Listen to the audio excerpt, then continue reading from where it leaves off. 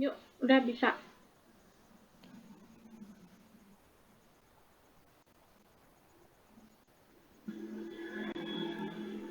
Yuk, mulai.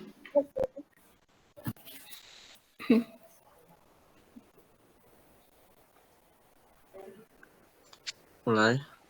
Iya. Assalamualaikum warahmatullahi wabarakatuh. Waalaikumsalam warahmatullahi wabarakatuh. La ilaha illallah wahdahu la syarikalah wa asyhadu anna Muhammadan abduhu wa rasuluh. Amma ba'du. Selamat pagi teman-teman. Pagi. Yang saya banggakan, kami kelompok 10 yang beranggota yang beranggota Jutika Fatma, Linda Nur Fitri, dan M. Faiz Bukhari Aziz. Di sini kami akan menyampaikan materi tentang moralitas ilmu pengetahuan. Udah, ini langsung dibuka. Langsung saja ke materi yang pertama yang akan disampaikan oleh saya sendiri, tanggung jawab ilmuwan.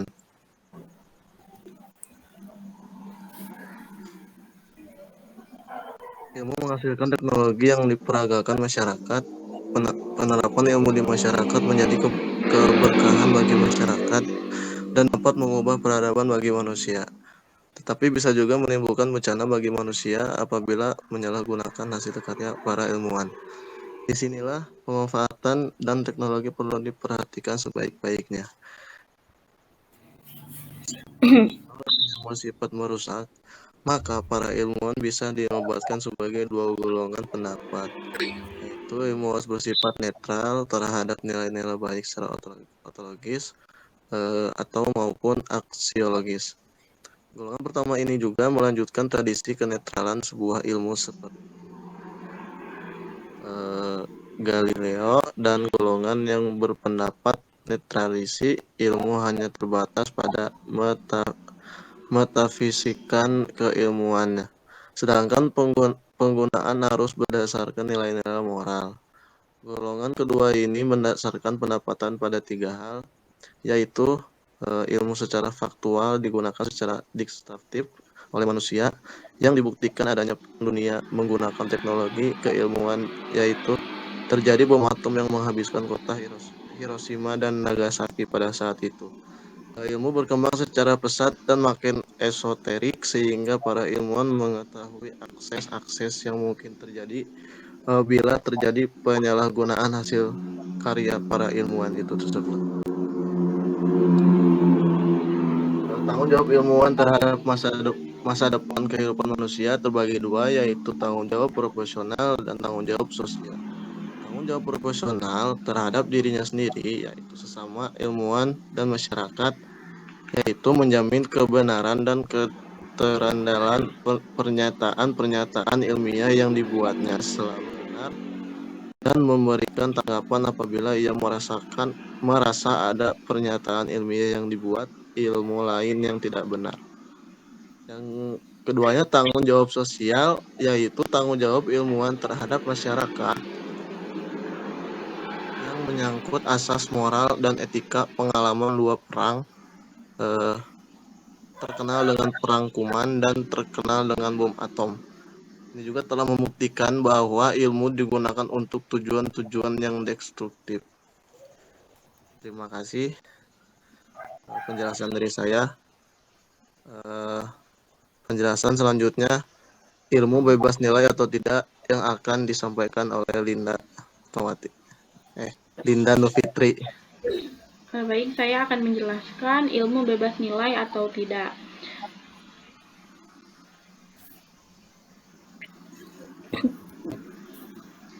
Nah, yang pertama saya akan jelaskan dulu ilmu bebas nilai. Nah, ada 3 faktor sebagai indikator bahwa ilmu itu bebas. Yang Yang pertama, ilmu harus bebas dari pengendalian nilai.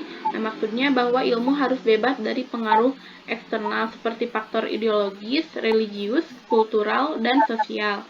Yang kedua, diperlukan adanya kebebasan usaha ilmiah agar otonom ilmu terjamin kebebasan. Nah, di sini menyangkut kemungkinan yang tersedia dan penentuan diri. Yang ketiga, penelitian ilmiah tidak luput dari pertimbangan etis yang sering dituding menghambat kemajuan ilmu karena nilai etis sendiri itu bersifat universal. Nah,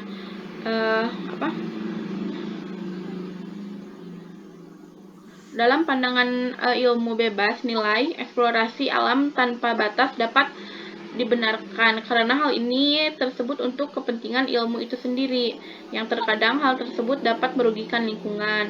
Nah, contohnya untuk hal ini ada teknologi AC yang terdapat berpengaruh pada pemanasan global dan lubang ozon semakin melebar, tetapi ilmu pembuatan alat pendingin ruangan ini semata untuk perkembangan teknologi itu dengan tanpa memperdulikan dampak yang ditimbulkan pada lingkungan sekitar. Nah, setidaknya ada problem ini ekologis dalam ilmu tersebut, tetapi ilmu bebas nilai menganggap nilai ekologis tersebut menghambat perkembangan ilmu.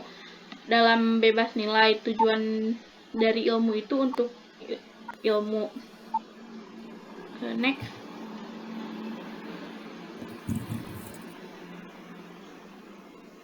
Nah, lalu ilmu tidak bebas nilai. Nah, ilmu yang tidak bebas nilai memandang bahwa ilmu itu selalu terkait dengan nilai-nilai yang harus dikembangkan dengan mempertimbangkan aspek nilai. Perkembangan ini tidak lepas dari nilai ekonomi, sosial, religius, dan nilai-nilai yang lainnya mungkin bebas nilai. Karena setiap ilmu selalu ada kepentingan-kepentingan. Nah, ilmu dibedakan sesuai kepentingan masing-masing, yaitu berupa ilmu alam yang bekerja secara empiris analitis. Ilmu ini menyelidiki gejala-gejala alam secara empiris dan menyajikan hasil penyelidikan untuk kepentingan manusia. Nah, dari ilmu ini pula disusun teori-teori ilmiah agar dapat diturunkan pengetahuan-pengetahuan terapan yang bersifat teknis. Pengetahuan teknis ini menghasilkan teknologi sebagai upaya manusia untuk mengelola dunia atau alamnya. Lalu yang kedua, berlawanan dengan pengetahuan-pengetahuan yang pertama karena tidak menyelidiki sesuatu dan tidak menghasilkan sesuatu, melainkan memahami manusia sebagai sesamanya, memperlancar hubungan sosial. Aspek kemasyarakatan dibicarakan adalah hubungan sosial atau interaksi, sedangkan mendasarinya adalah dominasi kekuasaan dan kepentingan yang dikejar adalah pembebasan atau emansipasi manusia. Sekian yang dapat saya jelaskan. Saya kembalikan lagi kepada moderator. Terima kasih. Baik, terima kasih Saudari Linda.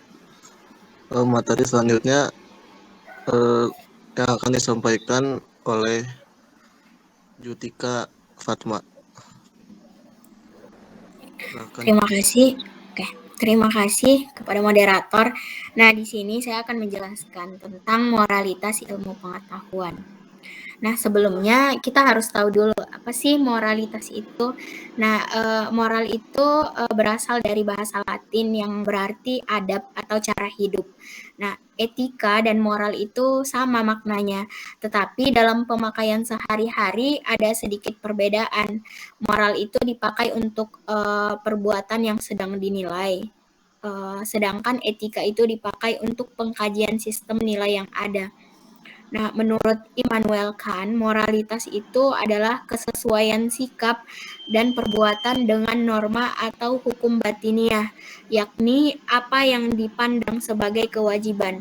Moralitas akan tercapai apabila mentaati hukum lahiriah, bukan lantaran hal itu membawa akibat yang menguntungkan atau lantaran takut pada kuasa sang pemberi hukum, melainkan menyadari sendiri bahwa hukum itu merupakan kewajiban.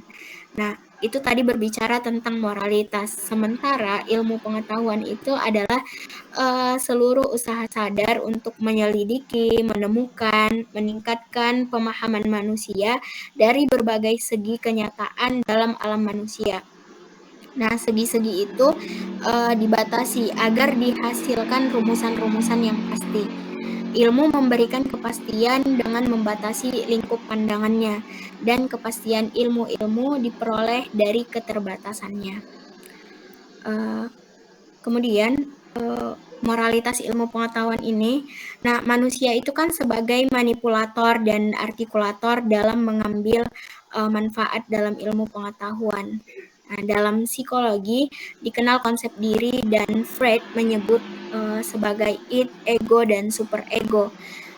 Id adalah bagian kepribadian yang dipengaruhi dorongan biologi, yaitu hawa nafsu dalam agama, dan hasrat-hasrat yang mengandung dua insting, yaitu libido atau konstruktif dan ideal atau hati nurani. Nah, dalam agama ada sisi destruktif manusia, yaitu sisi angkara murka atau hawa nafsu.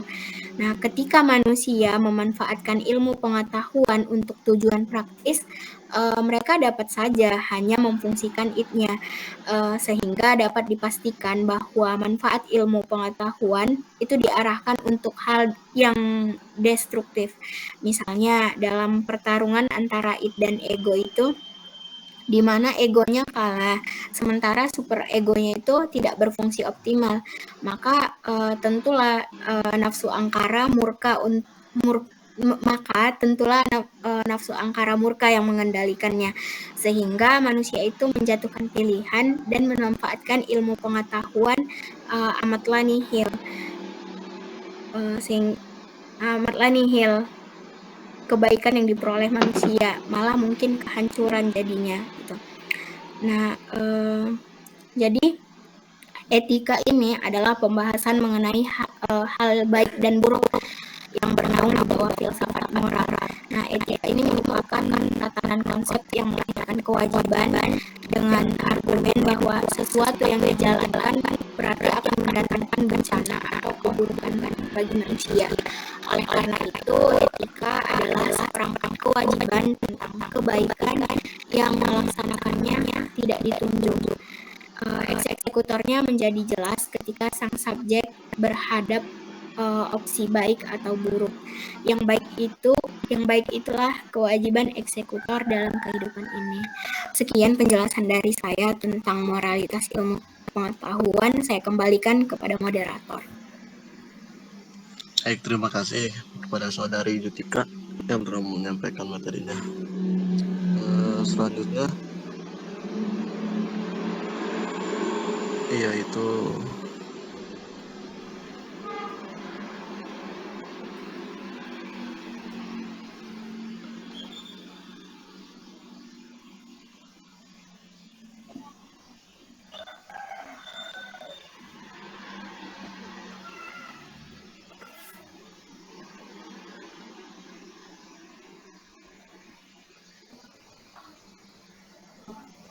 baik, sekian yang bisa kami sampaikan.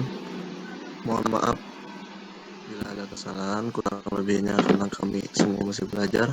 Sekian, Assalamualaikum warahmatullahi wabarakatuh. Waalaikumsalam warahmatullahi wabarakatuh.